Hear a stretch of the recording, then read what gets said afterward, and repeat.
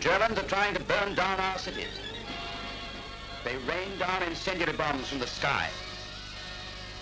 One bomber alone can carry 1,000 incendiaries on one trip. Yet this great danger can be dealt with by these simple weapons and by you yourselves. This is what a firebomb looks like. Don't worry what's inside it. Don't worry how it works. All you've got to worry about is how to stop it working. Simplest case first, the bomb in the street.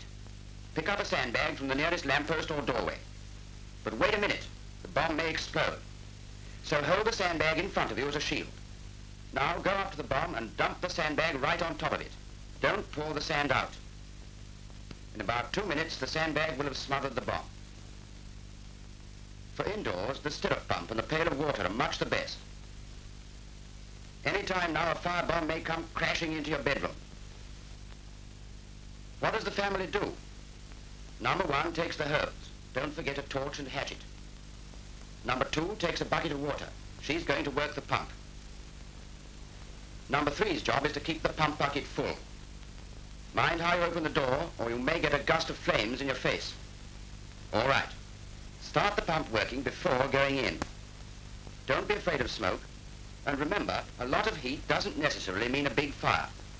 Crawl forward on your stomach and keep your head well down to avoid the fumes. Near the floor, the air's fresher, and you'll be able to see better. The nozzle on the hose has 2 fittings. One's a spray, and the other's a jet. There's a lever on the nozzle which changes over from the jet to the spray. If part of the room is alight, aim the jet there first. With a stirrup pump, you can easily save a house which is already in flames.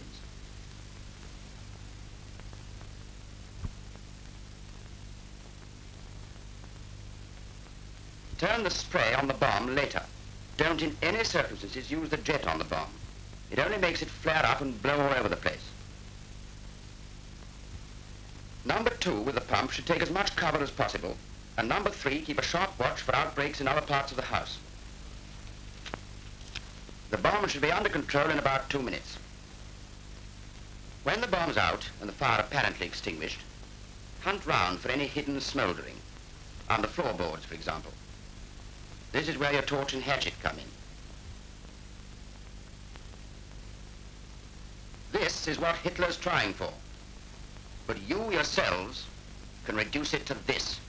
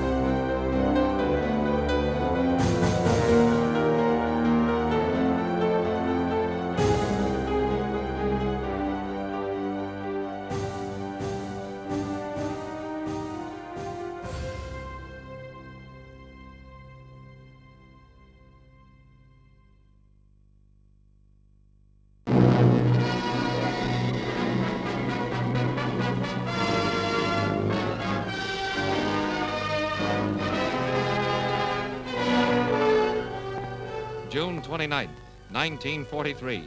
Steaming boldly into Japanese waters, a powerful fleet of United States transports and warships moves across the Coral Sea. The capture of Rendova by combined land, sea, and air forces is now a dramatic chapter in the history of war in the South Pacific. How it was achieved is here told in films. A scouting plane is shot aloft. Planes and ships and men operating more than 5,000 miles from the United States mainland taking the war to the enemy. Aboard the flagship, Admiral Halsey directs the strategy of attack. The objectives: Rendova, gateway to Munda, huge Japanese Army, naval, and air base on New Georgia Island. In the darkness before dawn, the Navy's big guns open fire.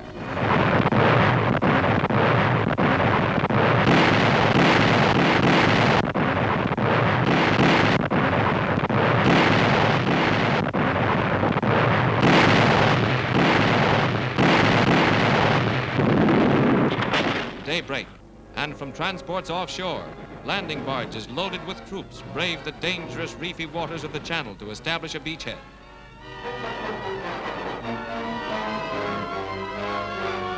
Men tested and trained for amphibious assault carry out the mission with clockwork precision.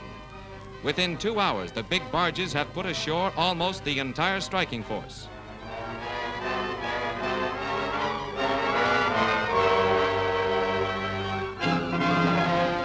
Within 3 hours, regiments and battalions are reformed. Within 6 hours, camouflaged jungle fighters strike inland, driving the Jap back into the mountains. The beachhead is secured.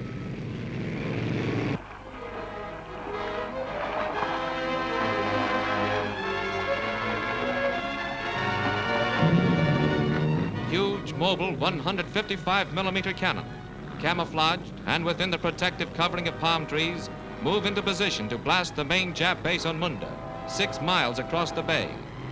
Suddenly, through rain clouds breaking overhead, Jap planes from Munda come out to battle American fighters.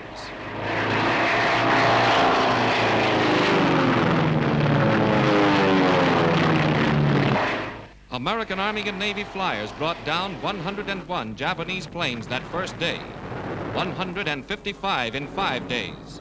The Japs are beginning to feel the war of attrition. Following in the footsteps of his pioneer forefathers, the American soldier has been quick to learn the tactics of jungle warfare.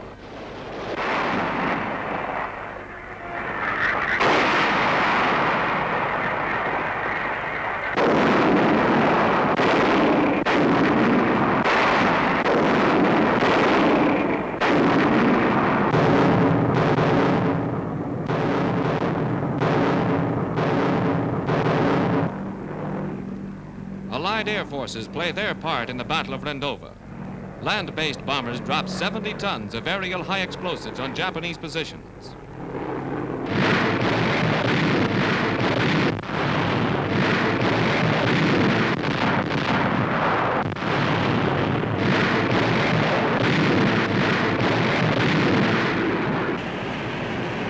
It wasn't all easy sailing. The Navy lost 2 ships, but rescued most of the survivors.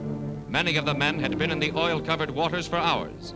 But when they got back and learned that 28 Japanese warships had been sent to the bottom, they didn't mind the ordeal they had gone through.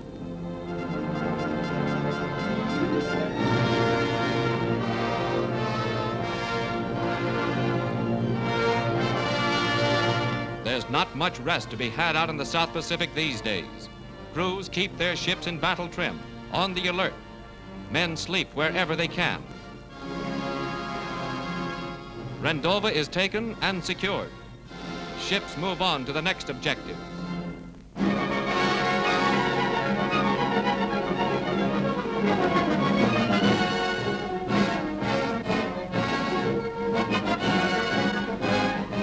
A guidebook to Great Britain, one of a series on many countries, is issued by the United States Army to promote a better understanding between the American soldier and his allies among the United Nations.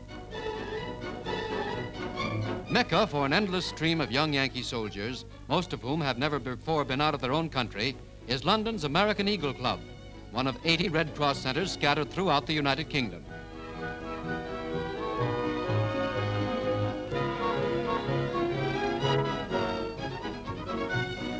With typical American curiosity, the soldier wants to meet everybody and see everything. He sets his watch by Big Ben, miraculously intact after the bombings. The Briton's traditional shyness and reserve rapidly melts before the friendliness of his American cousins.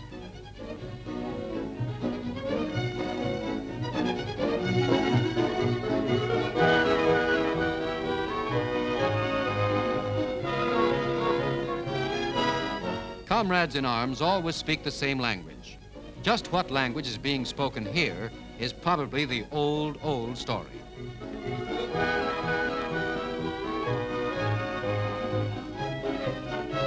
Whether in a public house or a private home, the American soldier always finds a genial British host.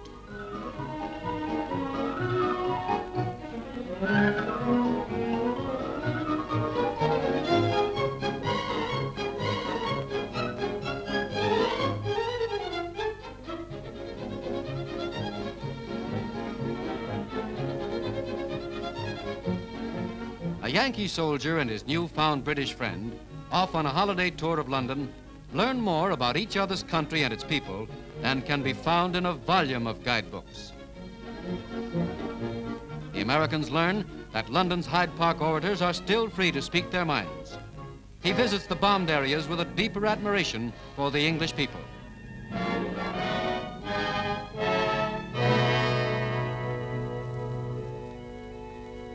Outside Westminster Abbey, a boy from Chicago finds a replica of the Abraham Lincoln statue that stands in his own native city.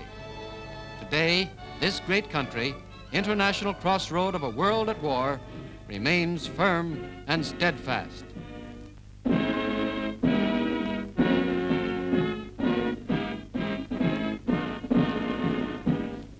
The people of Great Britain salute their allies.